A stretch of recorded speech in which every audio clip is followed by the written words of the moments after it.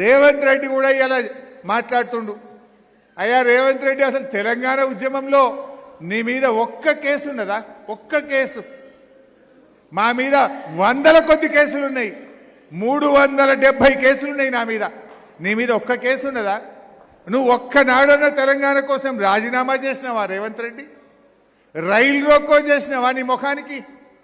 నువ్వు కూడా ఇవాళ తెలంగాణ ఏదో అడ్డిమారి గుడ్డి దెబ్బలో ముఖ్యమంత్రి అయినావు. నువ్వు కూడా మాట్లాడతావు తెలంగాణ గురించి.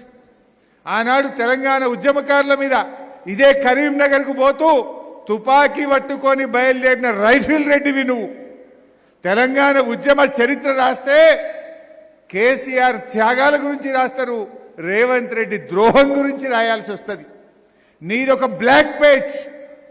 తెలంగాణ ఉద్యమ ద్రోహివి నువ్వు. మేమందరం రాజీనామాలు చేస్తే జిరాక్స్ కాగితాలు ఇచ్చి ముఖం చాటు వేసిన ద్రోహి రేవంత్ రెడ్డి. ఇవాళ ఆయనకు ఇవాళ తెలంగాణ ఉద్యమంకు ద్రోహం చేసిన ఆయన కోదండరామరెడ్డికి ముద్దయిపోయిండు. ఉద్యమాలు చేసిన మేము చేదైపోయినాం, ఉద్యమ ద్రోహి రేవంత్ రెడ్డి కోదండరాంకు ముద్దయిపోయిండు.